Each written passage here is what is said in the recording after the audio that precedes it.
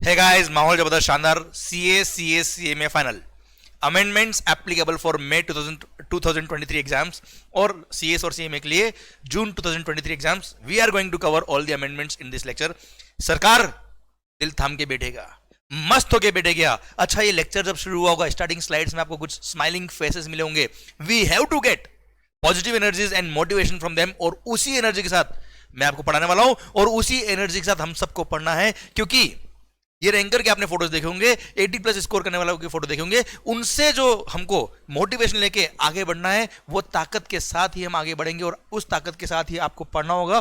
ध्यान देना, वो ताकत जब तक आपके अंदर से नहीं आएगी, तब तक वो पॉजिटिव वाइब्स आपके अंदर से नहीं आएगी, और सर तब तक जो हम पढ़ रहे हैं उसका 100% आउटपुट आपको नहीं मिल पाएगा। इसलिए मैं तो शुरू कर रहा हूं पूरी एनर्जी के साथ, पूरी पॉजिटिव एनर्जी के साथ। आपको भी मेरे साथ पूरी पॉजिटिव एनर्जी के साथ पढ़ना है, माहौल के साथ जिंदगी में खुश होकर बात करनी है साहब। आइए शुरू करते हैं हम अमेंडमेंट्स। ओके, इनडायरेक्ट टैक्स के लिए ये आ गए आपके सामने। सबसे पहली बात ये जो सामने स्लाइड पे आपको दिख रहा है, ये क्या चीज है सर? ये जो मेरी 3 वॉल्यूम की मेन कॉन्सेप्चुअल बुक आती है, कॉन्सेप्चुअल लर्निंग बुक, उसके उन पेजेस का PDF फाइल है यहाँ पर, जिन पेज पे अमेंडमेंट था।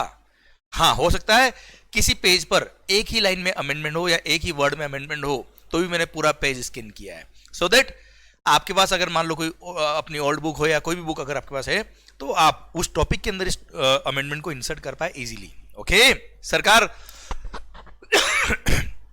आप अगेन ये अमेंडमेंट नोट्स आपको कहां से मिलेंगे सर? वैसे इस वीडियो की डिस्क्रिप्शन की लिंक में डिस्क्रिप्शन में लिंक डाल दूंगा मैं, पर यस, अपनी जो वेबसाइट है ymconcepts.com, उसमें फ्री रिसोर्सेज में आपको मिल जाएंगे main book amendment notes applicable for May 2023 exams. Okay sir, अब सबसे पहली बात ये कि जब ये पेज आप डाउनलोड करेंगे तो आपको लगभग 138 पेजेस की फाइल दिखेगी। 138 पेज देखते ही दिमाग खराब हो जाएगा। चिंता नहीं करना है सर, हम सारे अमेंडमेंट्स बहुत अच्छे से कवर कर लेंगे। अमेंडमेंट ज्यादा होंगे पर बहुत ज्यादा टेक्निकल अमेंडमेंट नहीं है साहब, बहुत टफ अमेंडमेंट नहीं है, इजी अमेंडमेंट है। नंबर ऑफ पेज ज्यादा दिख रहे होंगे पर किसी किसी पेज पे एक एक लाइन ही है केवल अमेंडमेंट की, पर जो भी है सर हम कवर कर लेंगे। और जिसके भी फंडामेंटल स्ट्रांग होते हैं, जिसके भी कॉन्सेप्ट स्ट्रांग होते हैं, जो प्रैक्टिकली पढ़ता है, उसको कभी टेंशन नहीं आएगी अमेंडमेंट की। आई बेट फॉर दिस। और हाँ, हम है ना यार, हम सब मिलकर पढ़ाई करेंगे सर। आइए शुरू करते हैं अमेंडमेंट्स के रिगार्डिंग बात। Okay sir,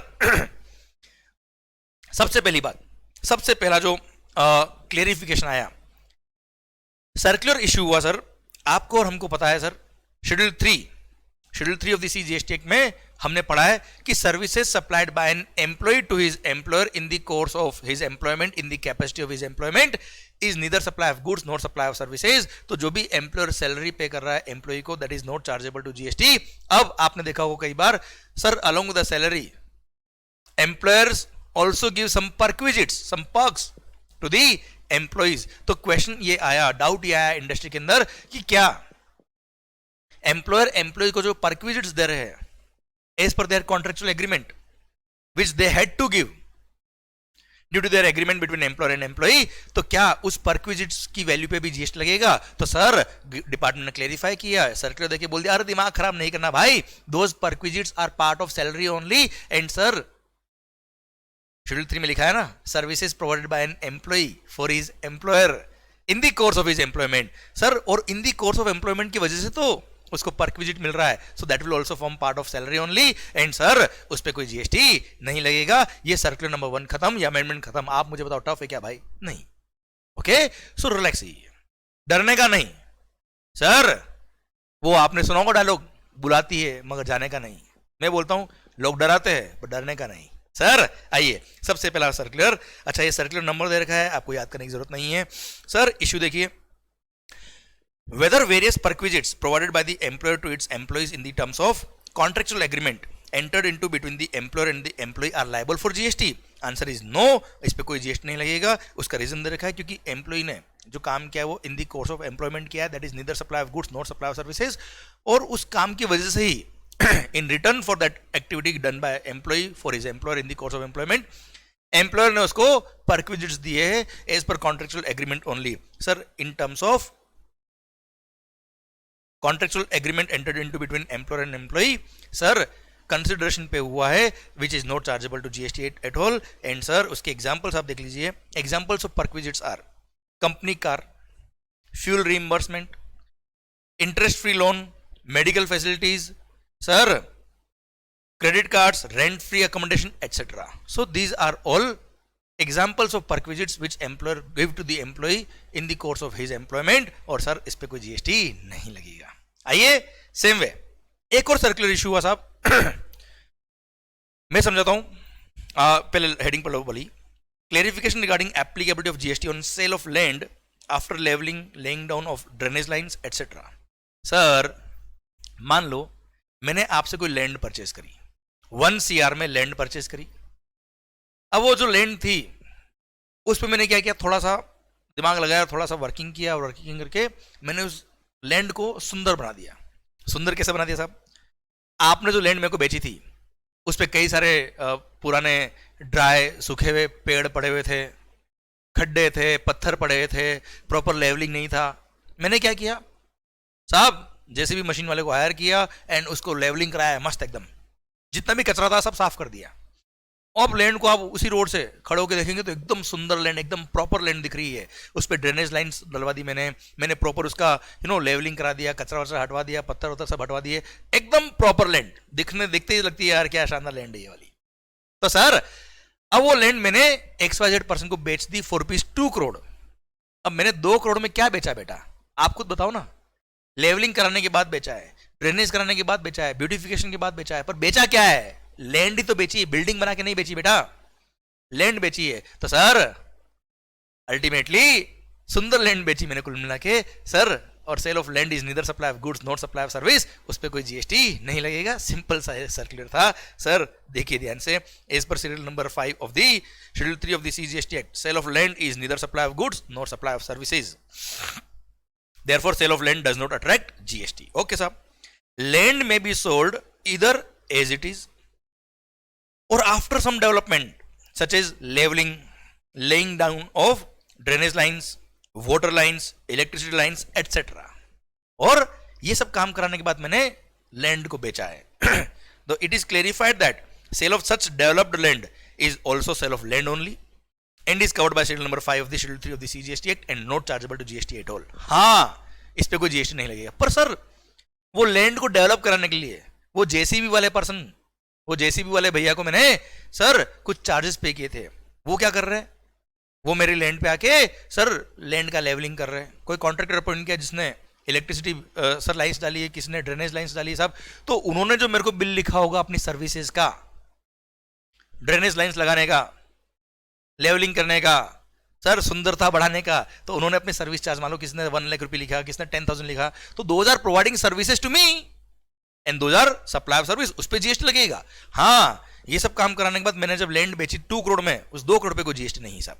clear? तो सर एक पैराग्राफ में यह भी लिख दिया. However it may be noted that any service provided for development of land like levelling, laying down of drainage lines as may be received by the developers shall attract GST at the applicable rate of such services. ठीक है sir, वो तो कोई खास बात नहीं है sir. Clear? Done. I hope you got the entire point. तो कुल मिला के लैंड खरीदी, लैंड पे मैंने डेवलपमेंट के कुछ काम कराया और लैंड बेच दी.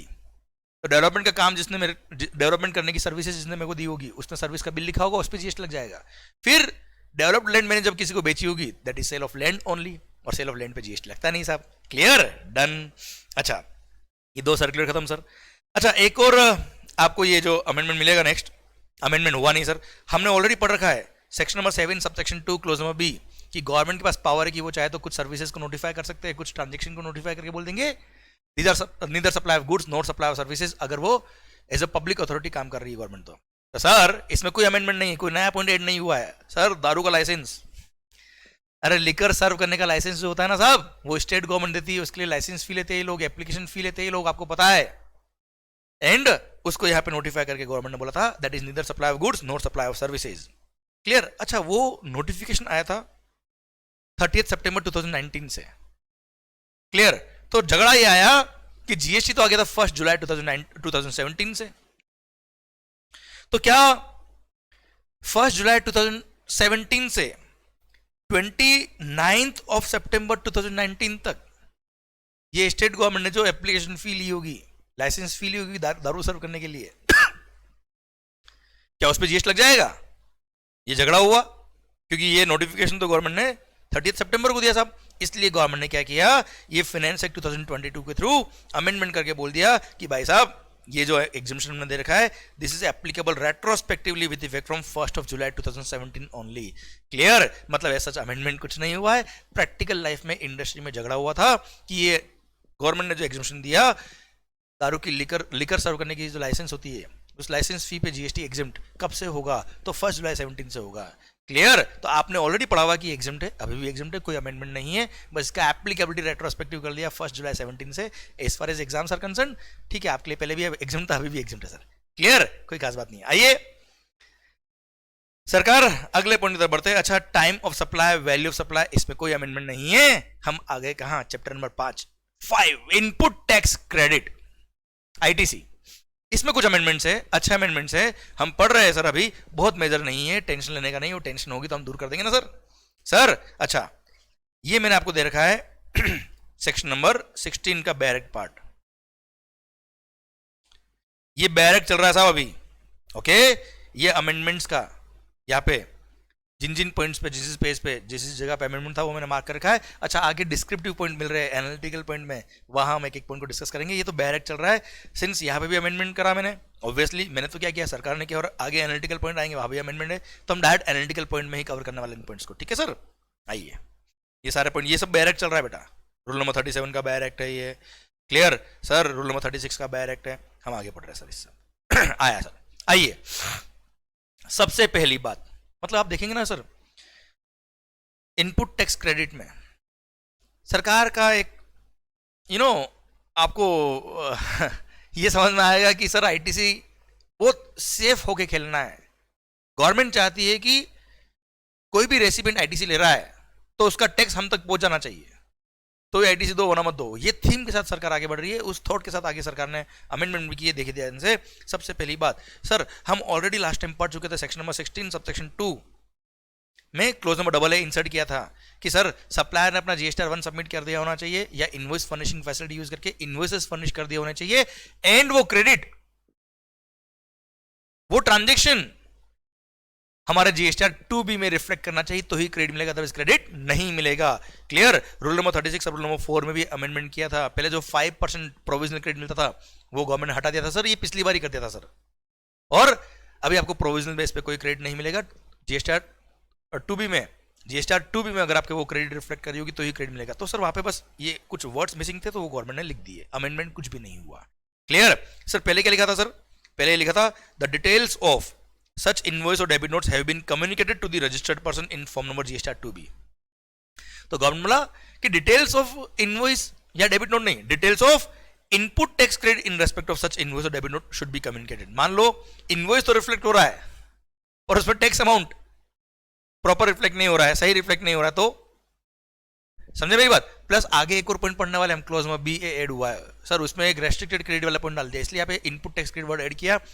एसेस देखा जाए तो आपके एग्जामिनेशन पर्पस के लिए कोई मेजर अमेंडमेंट नहीं है सर। यहाँ पे ध्यान रखिएगा, सप्लायर ने अपना GSTR 1 सबमिट कर दिया होना चाहिए, या इनवॉइस फर्निशिंग फैसिलिटी यूज करके इनवॉइसेस फर्निश कर दिए होने चाहिए, और उन इनवॉइसेस और डेबिट नोट के बेस पे जो इनपुट टैक्स क्रेडिट है वो आपके GSTR 2B में रिफ्लेक्ट होनी चाहिए, तो ही क्रेडिट मिलेगा। ये क्लेरिफिकेटेड नेचर के वर्ड इन्होंने लिखे, कोई खास बात नहीं है सर। क्लियर? डन। तो सर अब जो अमेंडमेंट आएगा आपके लिए बड़ा अच्छा अमेंडमेंट है सर, क्लोज में BA, ये है सर सेक्शन नंबर, ये लिखा हुआ है सर यहाँ पे, section number 16 subsection 2 close number BA। मैं बताता हूं पहले आपको, ध्यान इधर। सर सेक्शन नंबर 16 क्या है? सेक्शन नंबर 16 सबसेक्शन 1 बोलता है क्या? Every registered person can claim the input tax credit of GST paid on goods और सर्विसेज और both which are used or intended to be used in the course or furtherance of business। Close section number 16(1) नहीं बोला, पर section number 16(2) बोलता हाँ भाई हाँ credit मिल जाएगा, पर ये सारी कंडीशंस फुलफिल हुई तो ही क्रेडिट मिलेगा, नहीं तो क्रेडिट नहीं मिलेगा। और सर सेक्शन नंबर 16 में पहले 4 कंडीशन हुआ करती थी, close number A B C D। फिर लास्ट ईयर गवर्नमेंट ने एक कंडीशन और ऐड करी जो क्लोज नंबर AA, अभी हमने बात करी कि क्रेडिट आपके GSTR 2B में रिफ्लेक्ट होनी चाहिए सर। क्लियर? तो 5 कंडीशन हो गई, अभी एक 6th condition close number BA और ऐड कर दिया। सर अब क्लॉज में बी ए क्या ऐड किया, उससे पहले आप जो पहले कंडीशन थी वो सुन लीजिए आप। सर सबसे पहला क्लॉज नंबर ए बोलता है क्या, टैक्स इनवॉइस, डेबिट नोट और एनी अदर प्रिस्क्राइब डॉक्यूमेंट, जो टैक्स पेइंग डॉक्यूमेंट होता है वो आपके पोजीशन में होना चाहिए रेसिपिएंट के लिए। रेसिपिएंट के पास ये सब चीज ये सब होगा तो क्रेडिट मिलेगा रेसिपिएंट को। Second clause number double A बोलता है क्या, सप्लायर ने अपना जीएसटीआर 1 या इनवॉइस फर्निशिंग फैसिलिटी यूज करके वो इनवॉइसेस फर्निश कर दिए होने चाहिए और हमारे जीएसटीआर 2 में वो क्रेडिट रिफ्लेक्ट करनी चाहिए सब। क्लोज नंबर बी बोलता है बिल टू सर जिस गुड्स या सर्विस का आप क्रेडिट ले रहे हो आपको रिसीव हो जाना चाहिए। बिल टू शिप टू वाला मॉडल है, कोई बात नहीं, हमारे बिहाफ पे थर्ड पर्सन को रिसीव हो गया, हम मान लेंगे हमको रिसीव हो गया, हमको क्रेडिट मिल जाएगा सब। फिर ये क्लोज नंबर बी ए गवर्नमेंट ने नया इंसर्ट कर दिया और क्लोज नंबर बी ए ये बोलता है भाई,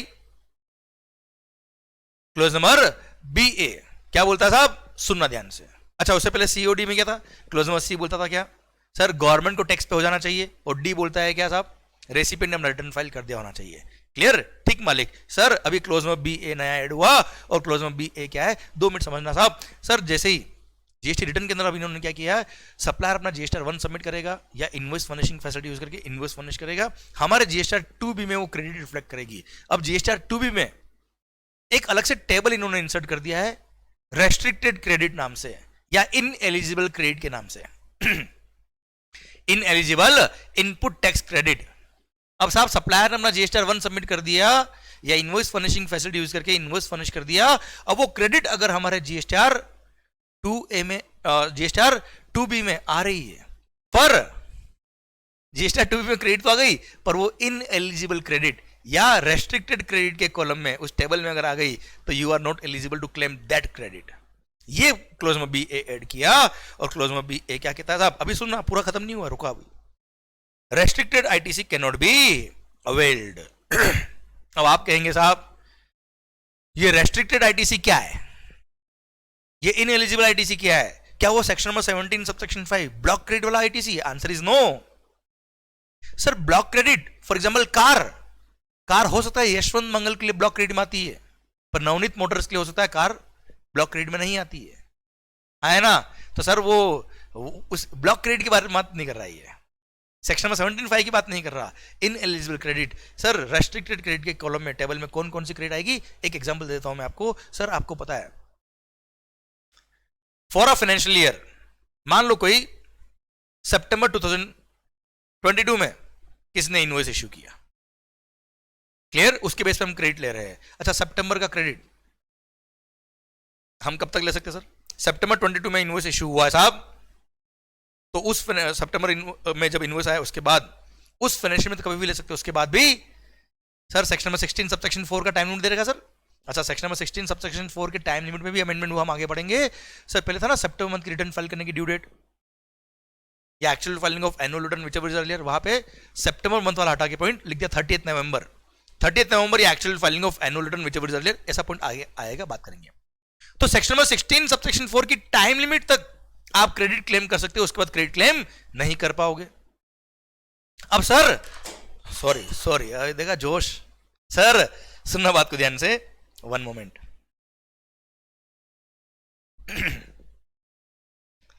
सॉरी सर, ये जोश आप में भी होना चाहिए सर, मजा आना चाहिए पढ़ने में।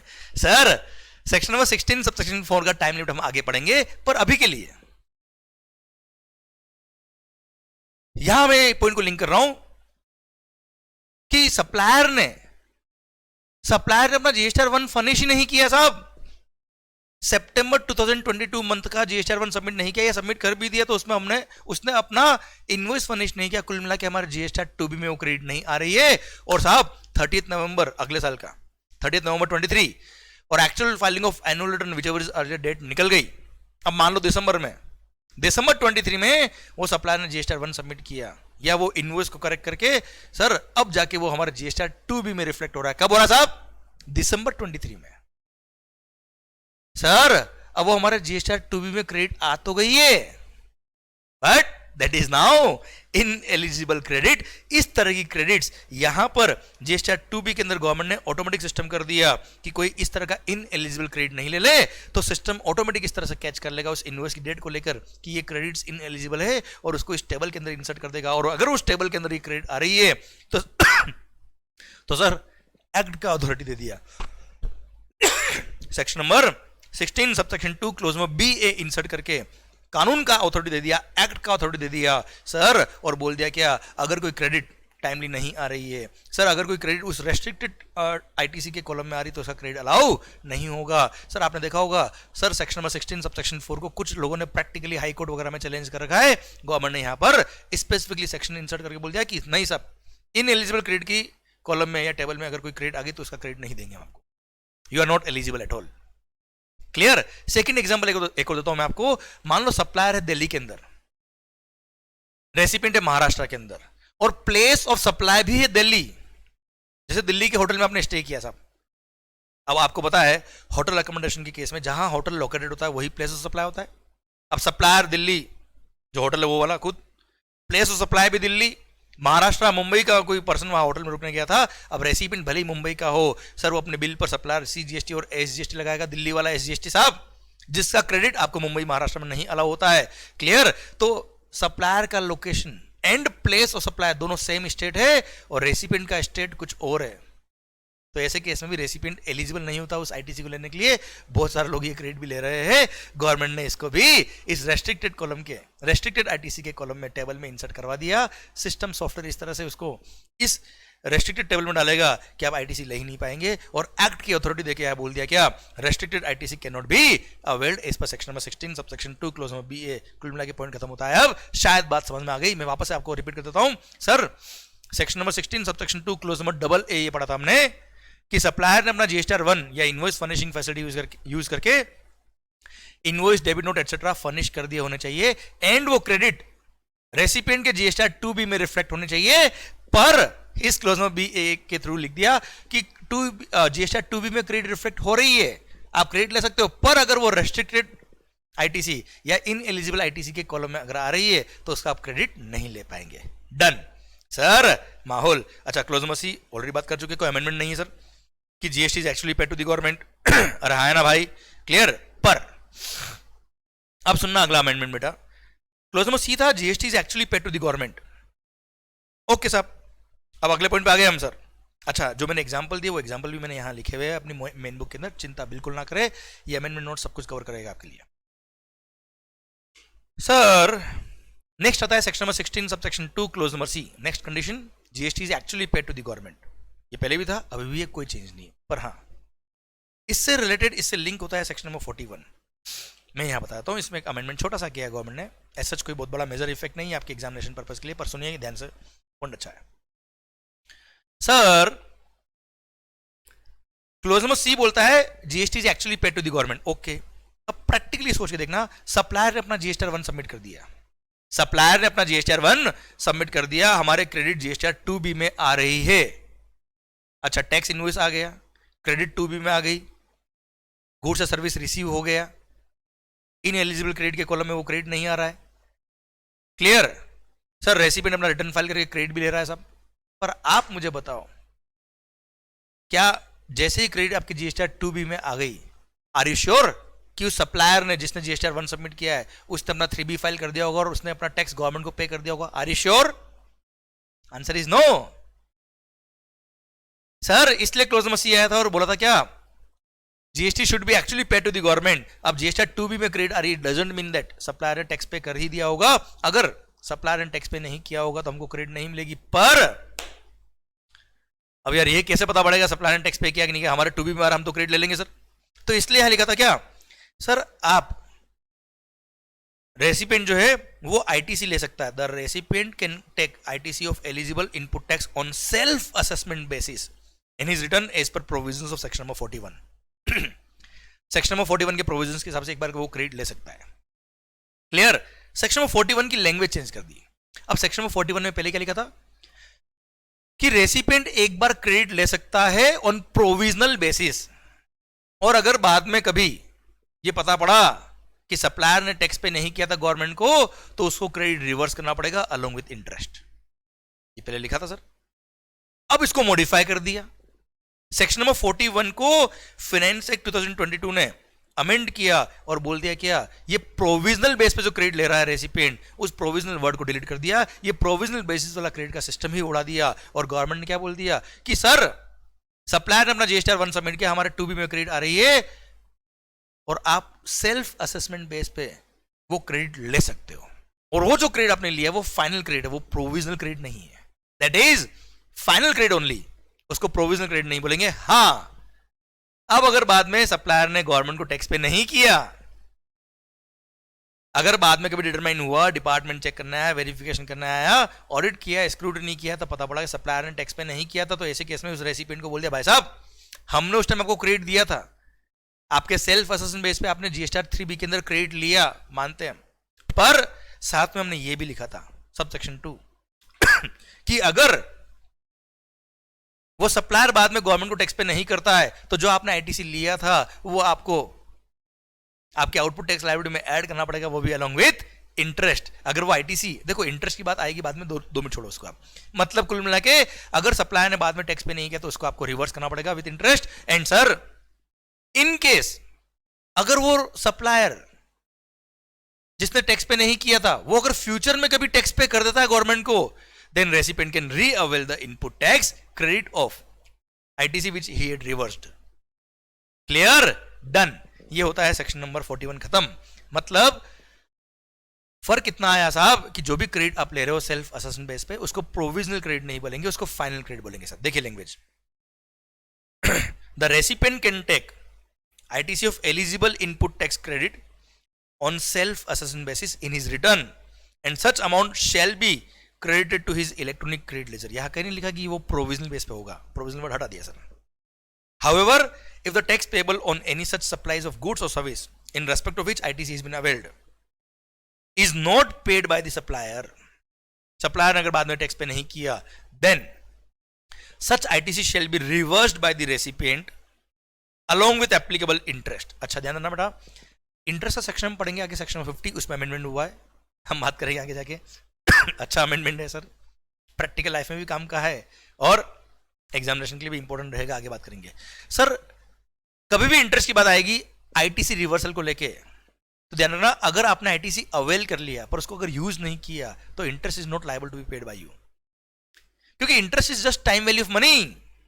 अगर आपने आईटीसी यूज किया होगा तो जिस दिन यूज किया होगा वहां से लेकर जब तक यूज किया, जब गवर्नमेंट को आप वापस से पे करते हो तब तक आपको इंटरेस्ट देना पड़ेगा। सिंपल इंटरेस्ट 18%, पहले था 24%, हटाओ उसको, 18% पर annum simple interest as per number of days के हिसाब से बेटा। क्लियर? अगर आपने आईटीसी यूज किया तो जितना आपने आईटीसी यूज किया, जितना टाइम के लिए यूज किया, उतने टाइम के लिए आपको इंटरेस्ट देना पड़ेगा 18% पर annum। ऐसा हम पढ़ेंगे आगे डिटेल के अंदर चैप्टर नंबर 11 के अमेंडमेंट पढ़ते वक्त। ओके, प्लस मतलब कुल मिला के सब सेक्शन 1 ने बोला एक बार तो आप सेल्फ असेसमेंट बेस पे पूरा क्रेडिट ले लो साहब, उसको हम फाइनल क्रेडिट कहेंगे, कोई प्रोविजनल क्रेडिट नहीं है। दूसरी बात, जो आपने क्रेडिट ली वो अगर सप्लायर ने बाद में गवर्नमेंट को पे नहीं किया तो हम आपसे वो अमाउंट लेंगे, और अगर आपने आईटीसी यूज कर लिया था उसको तो हम अलोंग विद इंटरेस्ट आपसे लेंगे सब। क्लियर? और फर्दर अगर वो सप्लायर बाद में गवर्नमेंट को टैक्स पे कर देता है तो आपको हम वो क्रेडिट रीअवेल अलाउ कर देंगे sir. Further where the said supplier subsequently makes payment of tax payable in respect of the aforesaid supplies, the said recipient may reavail the ITC reversed by him. He may reavail the ITC reversed by him. Clear? जो भी ITC उसने reverse किया था उसको वो रीअवेल वापस से ले सकता है, कोई दिक्कत नहीं। और एक बात बताता हूं मैं आपको, एक रूल नंबर 37 में लिखा हुआ है कि कभी भी आप आईटीसी रीअवेल करते हो तो आईटीसी रीअवेलमेंट का कोई टाइम लिमिट एप्लीकेबल नहीं है। सेक्शन नंबर 16 सब सेक्शन 4 का टाइम लिमिट अप्लाई नहीं होता है, हमने बात ऑलरेडी लेक्चर में करी हुई है कि सर अगर किसी कारण से आपने आईटीसी रिवर्स कर दिया था और बाद में आप क्रेडिट रीअवेल करना चाह रहे हो, ये आपकी कंडीशंस फुलफिल हो गई और बाद में रीअवेल कर रहे हो आप, क्लियर? जैसे इस केस में तो सर जैसे सेक्शन नंबर 16 सब सेक्शन 4 का टाइम निकल भी गया, मान लो 3 साल बाद सप्लायर ने टैक्स पे किया गवर्नमेंट को, देन 3 साल बाद आप वो क्रेडिट को रीअवेल कर सकते हो, कोई रेस्ट्रिक्शन आप पे नहीं लगेगी सर। क्लियर? डन। माहौल ये देखिए मैंने लिखा हुआ है analysis of amendment. The concept of provisional ITC is removed and ITC availed in monthly returns would be considered as final. ITC may have to be reversed along with interest if ITC is utilized if tax is not paid by the supplier to the government. ITC can be reavailed once supplier pays the tax. आप reavail कर सकते हो और उसके लिए कोई time limit भी apply नहीं होगी। क्लियर? डन। ये था आपका सेक्शन नंबर 41 जिसमें अमेंडमेंट था।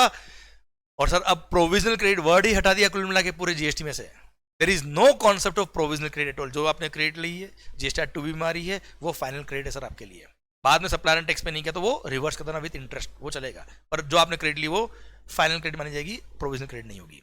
Clear, done. और section number 16 subsection 2 close number D, recipient ने अपना रिटर्न फाइल कर दिया होना चाहिए, वो तो पहले भी था, अभी भी ये बात खत्म सर। ओके, तो ये था सर सेक्शन नंबर 16 एंड उससे रिलेटेड जो भी अमेंडमेंट थे खत्म।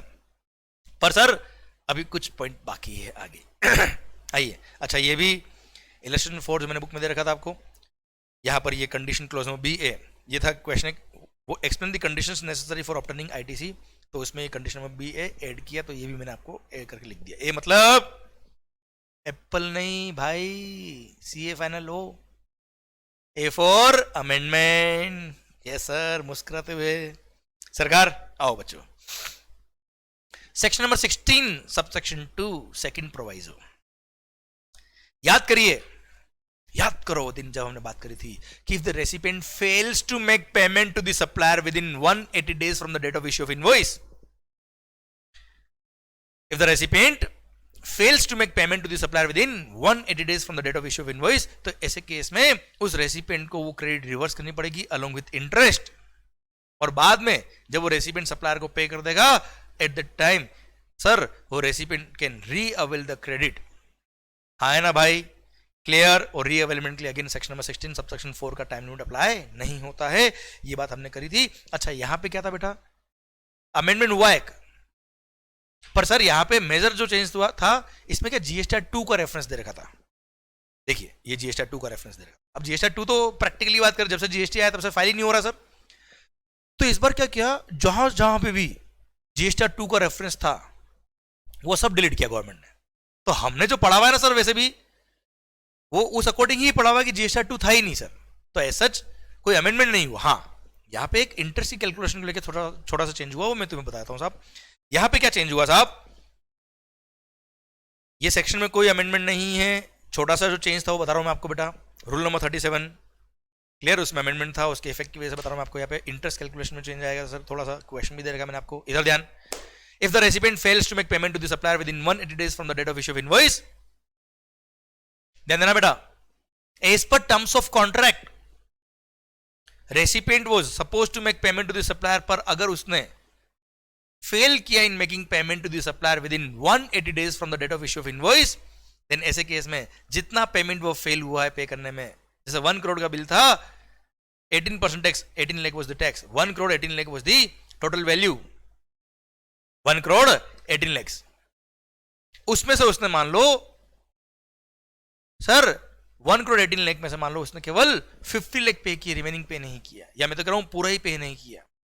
ही was supposed to make payment but he failed to make payment, तो जितना पेमेंट उसने नहीं किया उतना प्रोपोर्शनेट इनपुट टैक्स क्रेडिट उसको अपनी आउटपुट टैक्स लायबिलिटी में ऐड करना पड़ेगा, अगर उसने ये payment within 180 days from the date of issue of invoice नहीं किया था तो इनवॉइस डेट से देख लेना 180 डेज कब एक्सपायर हो रहे हैं, और जिस मंथ में 180 डेज एक्सपायर हो रहे हैं उस मंथ के जीएसटी 3B के अंदर आपको उतना अमाउंट प्रोपोर्शनल आईटीसी जो था वो आउटपुट टैक्स लायबिलिटी में ऐड करना पड़ेगा, और वो आईटीसी जो आपने लिया था उसको अगर आपने यूज किया था तो जब आपने आईटीसी यूज किया वहां से लेकर जब आप गवर्नमेंट को वापस से पे करें तब तक का interest, simple interest number of days के हिसाब से एज पर eight the rate of 18% per annum.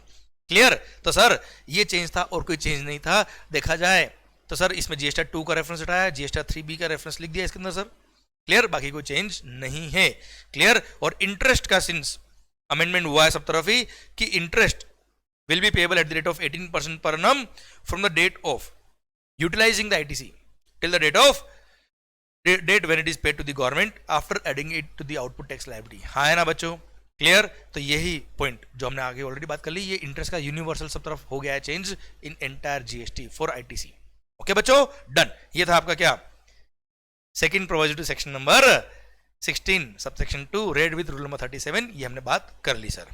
Okay sir इसके बेस में मैंने इलस्ट्रेशन दे रखे थे 7th 8th।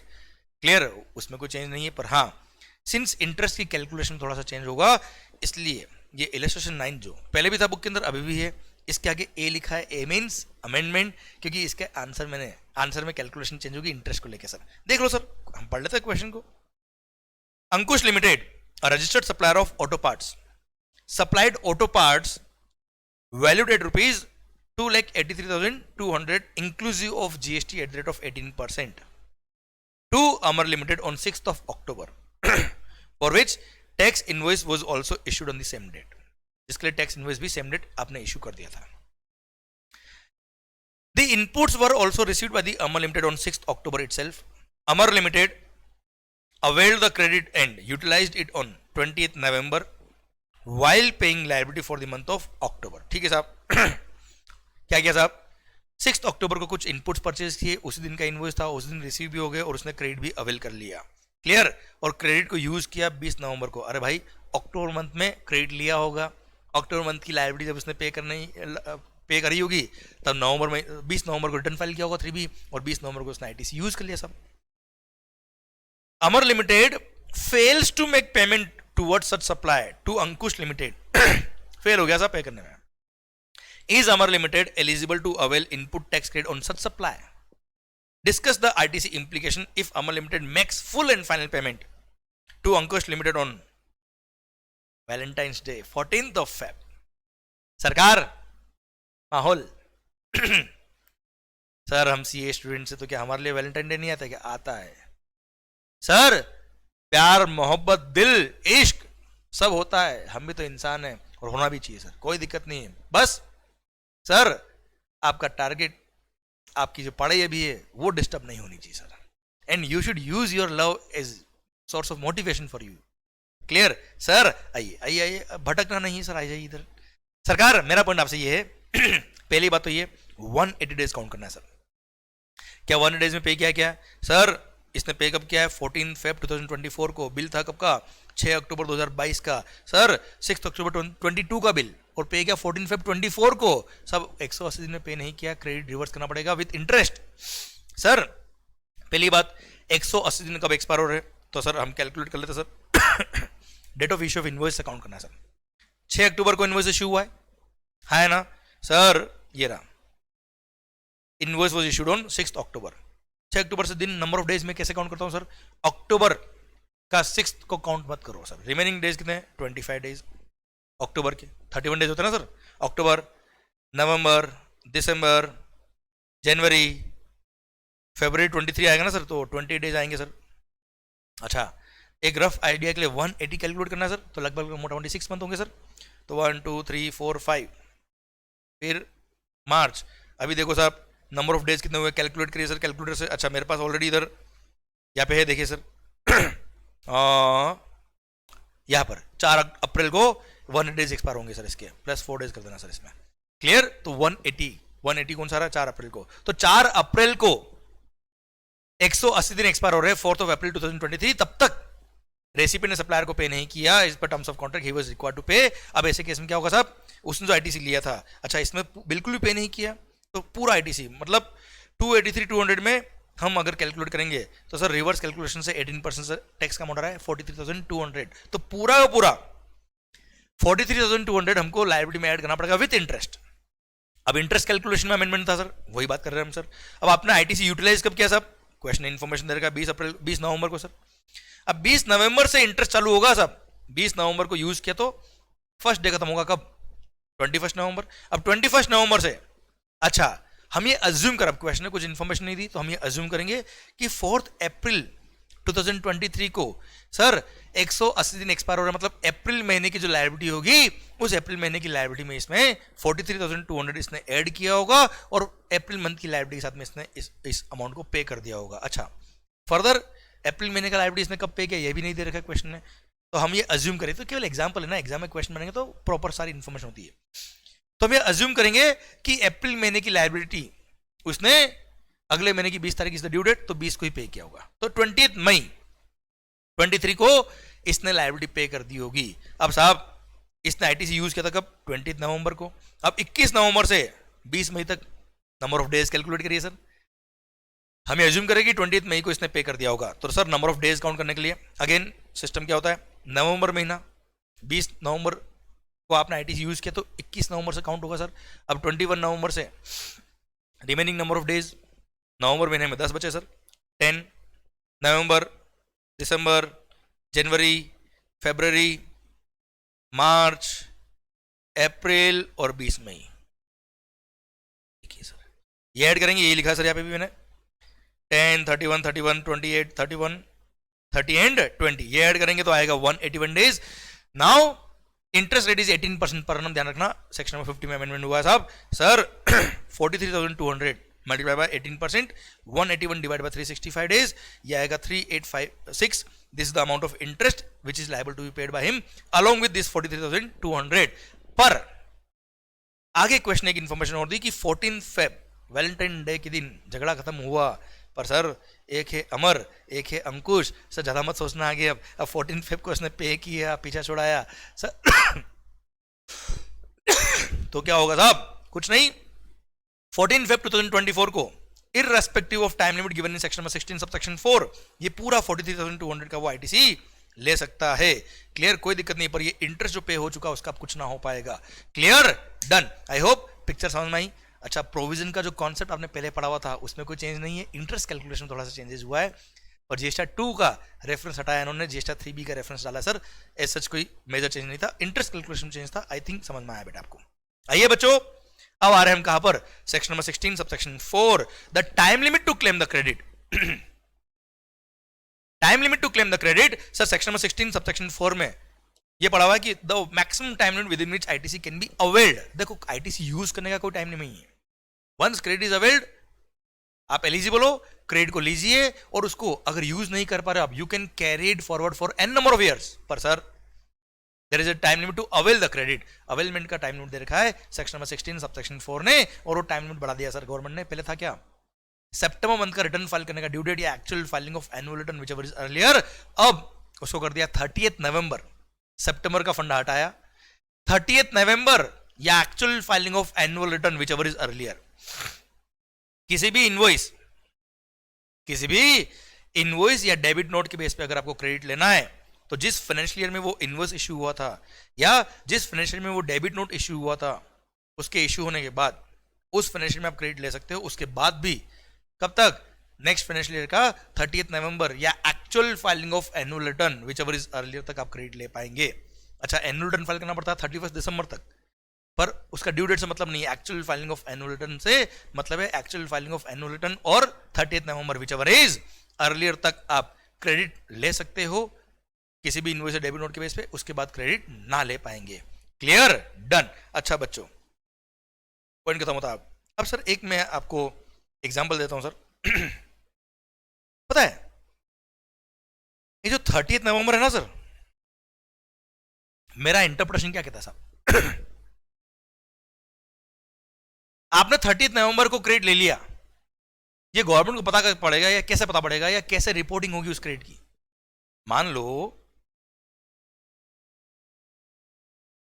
फाइनेंशियल ईयर 22-23 का क्रेडिट था सर. कब का मालिक? 22-23. वैसे मैंने इसका एनालिटिकल एग्जांपल यहां दे रखा है सर. ठीक है, ये इलस्ट्रेशन को देख के भी आप समझ सकते हो सर, कोई दिक्कत नहीं है. ये एग्जांपल जो पहले था उसको मॉडिफाई करके मैंने अमेंडमेंट के हिसाब से अमेंडेड एग्जांपल कर दिया. पर मैं यहां समझा देता हूं ना सर, क्या दिक्कत है. फाइनेंशियल ईयर 22-23 का कोई क्रेडिट था सर, इसको मैक्सिमम ले सकते हो कब तक? 30 नवंबर 2023 तक, या फिर actual filing of annual return. Sir आपने एनुअल रिटर्न मान लो फाइल किया था कब? 25 दिसंबर 23 को. 31 दिसंबर लास्ट डेट होती है. 25 दिसंबर को आपने फाइल किया, तो which ever is earlier. Sir obviously sir आप हमसे क्या पूछ रहे हो, आपको आता होगा ना सर इतना तो. सर 30 नवंबर. सर में मजा नहीं आया? तो 30 नवंबर इज अर्लियर.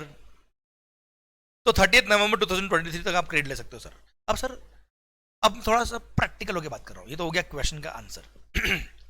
नवंबर महीने का मतलब 30 नवंबर तक आप क्रेडिट ले सकते हो. इस एग्जांपल में 30 नवंबर मतलब अरे नवंबर महीने का आपने रिटर्न फाइल किया होगा. रिटर्न मतलब 3B कब? 20 दिसंबर या उससे पहले पहले.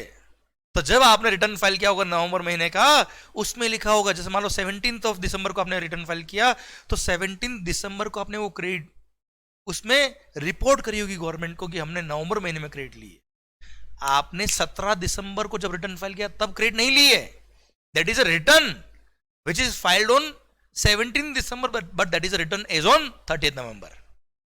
जैसे आप सर ऑडिट करते हो ना सर इनकम टैक्स में या कंपनीज एक्ट में, तो बैलेंस शीट जो साइन होती है वो होती है सितंबर महीने में, सितंबर महीने तक, पर होती है as on 31 March. Same way 30 नवंबर तक क्रेडिट लेना है, इसकी रिपोर्टिंग हो रही है कब रिटर्न में, क्लियर। तो नवंबर महीने का जो रिटर्न फाइल करेंगे उसके अंदर आपकी क्रेडिट आ जानी चाहिए सर, ये मेरा इंटरप्रेशन कहता है सर, क्लियर। इस एग्जांपल को लेके तो सर 30 नवंबर या actual filing of annual return whichever is earlier तक आप क्रेडिट ले पाएंगे। भारत माता की जय। I hope you got the entire point sir. कुल मिला के पहले जो था ना सितंबर मंथ का रिटर्न फाइल करने का ड्यू डेट वो हटा दिया और 30 नवंबर कर दिया सर इन्होंने, ओके। चलिए सर उसके बेस पे नहीं है, एनालिटिकल इलस्ट्रेशन भी अमेंड कर दिया सर।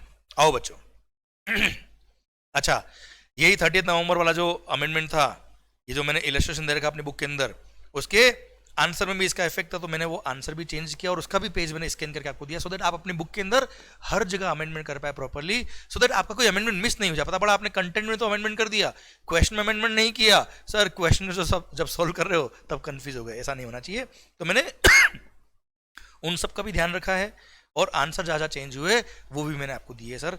सेम वे सर आप देखेंगे तो ये इलस्ट्रेशन 15 था, इसमें भी वो 30 नवंबर वाला रेफरेंस आ रहा था, इसलिए मैंने ये भी आपको स्कैन करके दिया है पेज। आप अपने बुक के अंदर इसमें भी 30 नवंबर के हिसाब से आंसर मॉडिफाई कर लेना, मैंने आंसर नया दे दिया आपको इसमें। आओ बच्चों अगले अमेंडमेंट की तरफ बढ़ते सर। अगला अमेंडमेंट नहीं है सर, जस्ट सर्कुलर है, सब दो सिंपल से पॉइंट है। अच्छा, हमने जब लेक्चर पढ़े उसमें ऑलरेडी ये बात कर रखी है, आपको आता है ऑलरेडी क्या सर? याद करो, block credit section number 17 subsection 5, section number 17 subsection 5 clause number B. मैं बताता हूं तुम्हें क्या था। सॉरी, ब्लॉक क्रेडिट में क्या लिखा था sir? Notwithstanding anything content in section number 16(1) और 18(1), no input tax credit shall be available, no input tax credit shall be available in respect of following. कुछ भी हो जाए इनका क्रेडिट नहीं मिलेगा सर। याद करो क्लोज नंबर है वो मोटर व्हीकल्स, वेसल्स, एयरक्राफ्ट, याद आया क्या बच्चों? ठीक है ठीक है ठीक है। क्लोज नंबर बी याद करो, क्लोज नंबर बी याद है, फूड एंड बेवरेजेस। बेवड़े नहीं सर, बेवड़े पर तो जीएसटी है ही नहीं। ठीक है ठीक है sir, food and beverages, outdoor catering, beauty treatment, health services, cosmetic और प्लास्टिक सर्जरी सर्विसेज, रहा है ना भाई, health insurance, life insurance, yes या नो सर? हायरिंग, लीजिंग और renting of motor vehicles, vessels और aircraft which are covered in clause number A और double A, except when such inward supply is taken to supply the same category of outward supply or as an element of composite or mixed supply। याद है? ये था close number B का first part. Second part, membership of a club, health और fitness centre, yes या no? और third था क्या?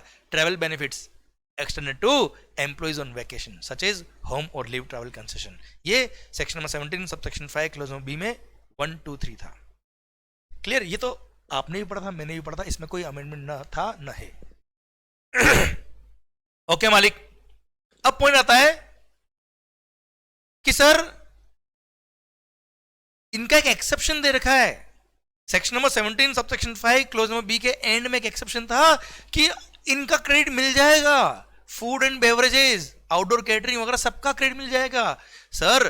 Travel benefits extended to employees, health insurance, life insurance सबका क्रेडिट मिलेगा if it is obligatory for the employer to provide these facilities to his employees as per the contract, as per the obligation created by any law. अगर किसी कानून ने obligatory किया हुआ है कि ये फैसिलिटीज आपको अपने एम्प्लॉय को प्रोवाइड करानी पड़ेगी, उसकी वजह से मान लो कोई केमिकल फैक्ट्री है और उसमें सर हेल्थ पे बड़ा ही नेगेटिव इफेक्ट आ सकता है, हेल्थ इंश्योरेंस करा रखा है, लाइफ इंश्योरेंस करा रखा है, किसी एक्ट ने बोला था, फैक्ट्रीज एक्ट ने बोला कि साहब आपको लंच प्रोवाइड कराना पड़ेगा एम्प्लॉइज को, वर्कर्स को, आपको हेल्थ इंश्योरेंस करवाना पड़ेगा, लाइफ इंश्योरेंस कराना पड़ेगा सर। उसकी वजह से, उस कानून के ऑब्लिगेशन की वजह से अगर आपने किसी क्लब का मेंबरशिप दिलवाया है सर, या आपने हेल्थ इंश्योरेंस कराया, लाइफ इंश्योरेंस कराया, खाना प्रोवाइड किया, उसकी वजह से आपने इनके इनवर्ट सप्लाई पे जो टैक्स पे किया, तो ऐसे केस में आपको आईटीसी मिलेगा सर। ये हमने ऑलरेडी पढ़ा हुआ था, इसमें ना कोई अमेंडमेंट था ना है।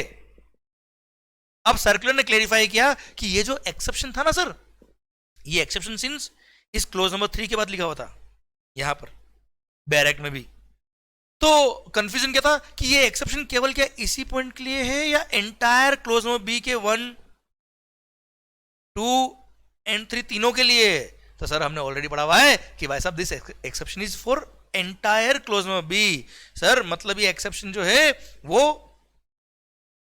1 के लिए भी है, 2 के लिए भी और 3 के लिए भी है, केवल 3 के लिए नहीं है साहब। यही क्लेरिफाई किया इस सर्कुलर ने, और कोई खास बात नहीं, हम तो ऑलरेडी इसको जानते हैं, समझते हैं, और हमने इसके न्यूमेरिकल क्वेश्चन भी किए हुए कई बार सर। Clear, done. ये यहाँ पे सर्कुलर दिया था that further this circular number has also clarified that this exception at the end of clause number B of section number 17.5 is applicable to entire clause B, that is on all subclauses of 2, 1, 2 and 3 of clause number B and not only to subclause number 3. Clear, done. ठीक है sir. तो if it is obligatory for the employer as per any act, तो sir close number B के अंदर जो तीनों सब closes है, फूड एंड बेवरेजेस हो, मेंबरशिप ऑफ अ क्लब वगैरह हो या ट्रैवल बेनिफिट हो, इन सब का क्रेडिट मिल जाएगा एम्प्लॉयर को। डन। सेम वे एक और सर्कुलर कि हमने पढ़ा ना सर कि क्लोज में बी के फर्स्ट क्लोज में ब्लॉक क्रेडिट में लिखा था hiring, leasing, renting of motor vehicles, vessels और aircraft which are covered in clause number A और डबल ए। तो हायरिंग मतलब जो motor vehicle, vessel, aircraft block credit में कवर होती है, जिस पर्सन के लिए मोटर व्हीकल, वेसल या एयरक्राफ्ट ब्लॉक क्रेडिट में कवर है, उसी पर्सन ने अगर वही मोटर व्हीकल, वेसल या एयरक्राफ्ट लीज पे लिया है, हायरिंग पे लिया है या रेंटिंग पे लिया है, तो उस रेंट, हायरिंग या लीजिंग पे जो उसने जीएसटी पे किया उसका भी क्रेडिट उसको नहीं मिलेगा। ये हमने पढ़ा हुआ सब। तो सर्कुलर ने ये क्लेरिफाई किया, ये समझाया कि क्या ये लीजिंग, रेंटिंग और हायरिंग की जो बात कर रहा है ये सारी गुड्स ही कर रहा है। सारी गुड्स मतलब मान लो कोई मशीन मैंने रेंट पे ली है तो क्या वो भी ब्लॉक में कवर है क्या? अरे भाई साहब नहीं। तो सर्कुलर ने क्लेरिफाई किया कि सर ये जो रेस्ट्रिक्शन में लगाई है कि हायरिंग, लीजिंग, रेंटिंग का क्रेडिट नहीं मिलता है, ये hiring, leasing, renting of any goods नहीं है। This is only in respect of hiring, leasing या renting of what? Motor vehicles, vessels and aircraft only. कोई मशीन, कोई दूसरी गुड्स जो बिजनेस के काम की है, उसको अगर आपने हायर पे लिया, रेंट पे लिया, उसके लिए क्रेडिट ब्लॉक नहीं, उसके लिए आईटीसी मिलेगा सर। Clear, done. तो सर बोल दिया कि accordingly availment of ITC is not barred under section number 17.5 clause B sub clause 1 of the CGST act in case of leasing other than leasing of motor vehicles, vessel, aircraft. मतलब motor vehicle, vessel, aircraft के अलावा किसी और goods का अगर हमने leasing, hiring किया है तो साहब उसको ब्लॉक नहीं किया हमने, उन सबका तो क्रेडिट मिलेगा। हमने केवल वेसल, एयरक्राफ्ट और व्हीकल्स जो साहब ऑलरेडी ब्लॉक है उसके रेंटिंग को हमने ब्लॉक किया। उसका लॉजिक भी मैंने आपको बता रखा है कि जब वेसल, एयरक्राफ्ट, व्हीकल का क्रेडिट नहीं मिलेगा तो उसका रेंटिंग का भी नहीं मिलना चाहिए, वरना लोग क्या करेंगे, अपनी वाइफ के नाम पर मोटर व्हीकल परचेज करेंगे और उनसे रेंट पे ले लेंगे सर, अगर रेंट का क्रेडिट मिल जाए तो। This was the logic behind it. Clear, done. Sir आइए अगले अमेंडमेंट की तरफ बढ़ते सर। आईटीसी में हमने रूल नंबर 38 पढ़ा हुआ sir, banking company, financial institution including NBFC, इसमें कोई अमेंडमेंट नहीं है सर। सर तो आपने 3 जगह ए लिखा है तो क्या करने का सर? कुछ नहीं करने का। ये तीनों जगह पे देखो, ये फॉर्म नंबर जीएसटी 2 का रेफरेंस था, जीएसटी 2 का रेफरेंस था। यहाँ पे वो याद है मैचिंग कॉन्सेप्ट सेक्शन नंबर 41, 42, 43 वाला, जो प्रैक्टिकली अभी है ही नहीं सर ऑपरेशन में, कि इधर से सप्लायर जीएसटी 1 सबमिट करेगा, हमारे जीएसटी 2 में आएगा, हम उसको एक्सेप्ट करेंगे, सबमिट करेंगे जीएसटी 2, उसके बाद उसके जीएसटी 2। सर ये सब तो सिस्टम है ही नहीं ना। क्लियर। तो सर ये केवल जो पुराने लोग के हिसाब से, मतलब जब जीएसटी नया नया आया था उस टाइम जब जीएसटी 2 और इनका रेफरेंस देखा तो उसको काट दिया सर। तो एज सच अमेंडमेंट कुछ नहीं हुआ है रूल नंबर 38 को लेके सर। ओके, ये डायरेक्ट पोर्शन दे रखा है, आगे एनालिटिकल पार्ट है, वहां कोई अमेंडमेंट नहीं है सर। अच्छा, अगेन ये रूल नंबर 42, 43 याद आया बेटा आपको? हाँ सर, कैसे भूल सकते हैं रूल नंबर 42, 43 याद आया? प्रोपोर्शनेट क्रेडिट मिलेगा, प्रोपोर्शनेट रिवर्स करना पड़ेगा हर महीने। क्लियर, कोई अमेंडमेंट नहीं है सर। अगेन यहाँ जीएसटी 2 का रेफरेंस दे रखा था, काट दिया सर। ये डायरेक्ट पोर्शन है बच्चों, क्या है भाई? डायरेक्ट पोर्शन है सर। ओके, आगे एनालिटिकल पार्ट देखेंगे, वहां तो कुछ है ही नहीं सर। इसका रेफरेंस मैंने वैसे भी नहीं दिया था आपको, क्योंकि ये शुरू से ही एप्लीकेबल नहीं है।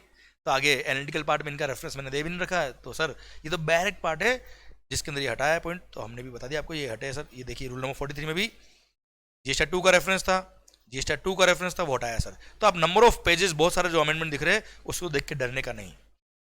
हाँ, यहाँ पे एक पॉइंट ऐड हुआ है, मैं तुम्हें बता रहा हूँ, वो आ गया। ठीक है, अब एनालिटिकल पॉइंट चालू हो गया ऐसे, तो यहाँ पे मैंने वो पॉइंट को इंसर्ट कर रखा है, ये वाला पॉइंट। ये जो इंसर्ट हुआ है ये मैं आपको यहां समझा रहा हूं। This point is common for rule number 42 and 43। अच्छा, आपने और हमने ऑलरेडी एक पॉइंट पढ़ा हुआ साहब कि जब हम रूल नंबर 42 और रूल नंबर 43 की बात करते हैं तो जो कॉमन इनपुट सर्विस या कॉमन कैपिटल गुड्स होते हैं जो एग्जिम सप्लाई और टैक्सेबल सप्लाई दोनों में काम आ रहा है, उनका मंथली बेस पे प्रोपोर्शन कैलकुलेशन होता है, और प्रोपोर्शन हम आईटीसी हर महीने रिवर्स करते हैं साहब। और कैपिटल गुड्स के केस में प्रोपोर्शन हर महीने आईटीसी में आउटपुट टैक्स लायबिलिटी में ऐड करते हैं। तो सर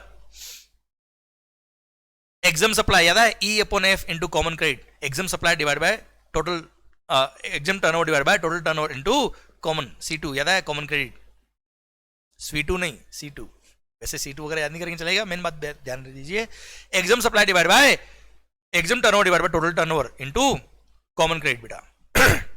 तो हमने ऑलरेडी पढ़ा हुआ है कि for the purpose of rule number 42 and rule number 43 दो ट्रांजेक्शन जो ऑलरेडी एग्जाम्ड है, दो ट्रांजेक्शंस जो ऑलरेडी एग्जाम्ड है पर हमको एग्जाम में कंसीडर नहीं करने हैं, दो सप्लाईज जो एग्जाम्ड है पर एग्जाम में काउंट नहीं करेंगे। फर्स्ट, अगर आपने किसी को लोन दिया, इंटरेस्ट लोन दिया, उस पर इंटरेस्ट की रेवेन्यू अर्न हुई, तो इंटरेस्ट जो आपको अर्न हो रहा है उस पर GST examined, that is a supply of service, exempt supply of service, पर फिर भी उसको एग्जाम टर्नओवर में काउंट नहीं करना except for a banking company, financial institution including NBFC. याद आया बच्चों?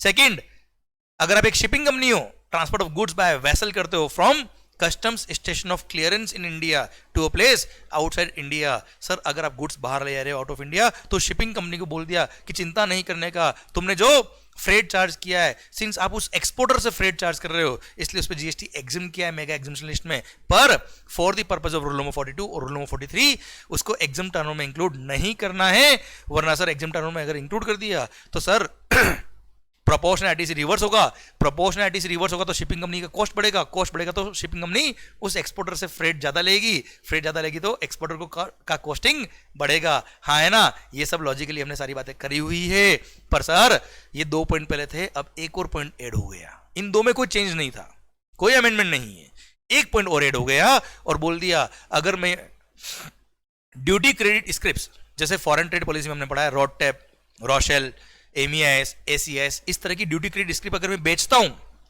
These are freely transferable, open market में आप बेच सकते हो, इनके बेचने पे जीएसटी एग्जाम्ड है, इस पर रेट ऑफ टैक्स निल है, एग्जाम सप्लाई।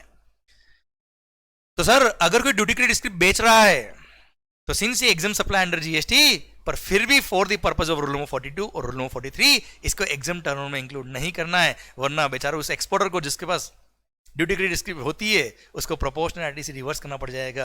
उसी लॉजिक के साथ गवर्नमेंट ने बोल दिया क्या, चिंता मत कर Mangal, sir the aggregate value of exempt supply shall exclude the following, the aggregate value of exempt supply shall exclude the following, ये एक्सक्लूड करेंगे क्या, the value of supply of duty credit scripts. Clear, बस इतना सा point add हुआ है।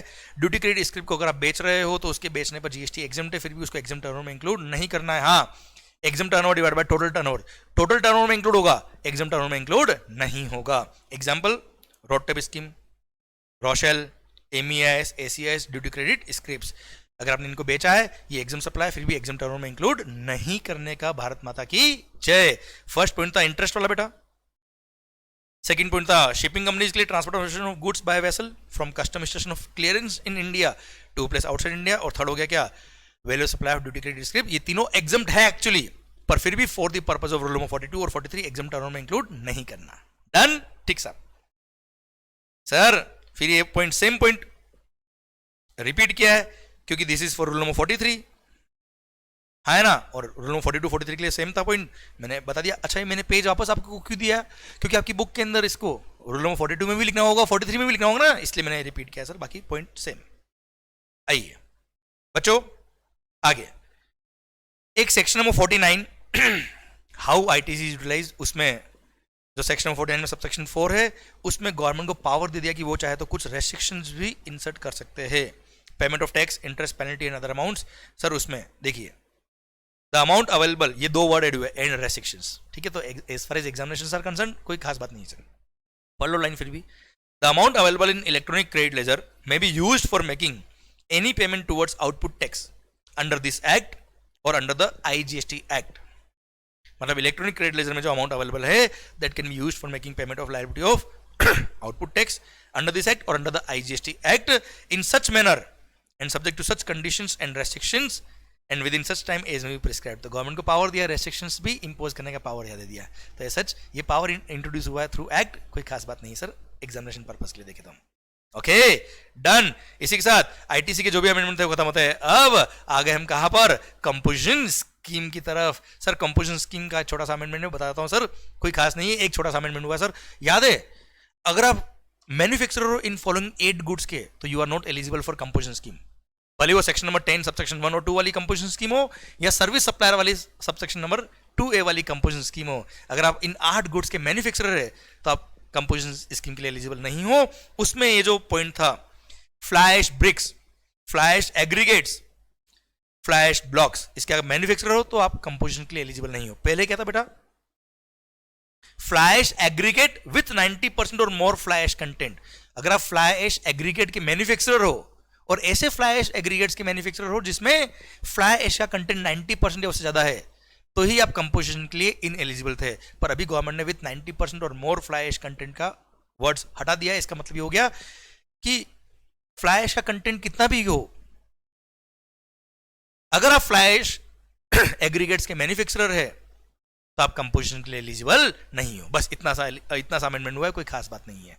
Clear. If you are manufacturer of flash aggregates, whether flash content उसमें ज्यादा हो कम हो, we don't care, you are not eligible for composition scheme if you are manufacturer. बस और कोई अमेंडमेंट नहीं है। बाकी 8 गुड्स जो पहले थे वो अभी भी है सर। अच्छा, सेम मैंने रिपीट किया है सर। ये सर्विस सप्लायर का जो सेक्शन नंबर 10 सबसेक्शन 2 है, उसमें भी सेम कंडीशन थी बेटा। Clear. You should not be manufacturer of following 8 goods, उसमें भी विथ 90% और मोर फ्लैश कंटेंट। क्लियर। ये वर्ड हटा दिए, मतलब फ्लैश एग्रीगेट्स के अगर आप मैन्युफैक्चरर हो आप कंपोजिशन के लिए एलिजिबल नहीं रहेंगे। भारत माता की जय। इसी के साथ ये कंपोजिशन का भी छोटा सा जो अमेंडमेंट था वो खत्म होता है। अब हम बढ़ रहे कहां पर, रिवर्स चार्ज मैकेनिज्म की तरफ। पर सर डोंट वरी, चिंता ना करें, आराम से हो पढ़िए। तो सर अभी इस लेक्चर को मैं यहीं पे स्टॉप कर रहा हूं, एंड सर अगले सेशन से हम पढ़ लेंगे बाकी के अमेंडमेंट हम कंटिन्यू कर लेंगे सर। ओके, तब तक के लिए सर इसको वापस रिवाइज कर लेना, आपकी बुक के अंदर इनकॉर्पोरेट कर लेना, माहौल के साथ खुश होकर आप बात को देखिएगा, पढ़ेगा मस्त होके सर। क्लियर। और सर आपको पता है जब जोश में मैं आया था एकदम सर, वो माउस नीचे गिर गया था तो मैं वहां उठ के सर माउस लेके आ रहा हूँ, और उसके बाद स्टॉप होगा तो थोड़ा 5-10 सेकेंड इंतजार करिए स्टॉप होने का। थैंक यू सो मच माहौल, ऑल द बेस्ट।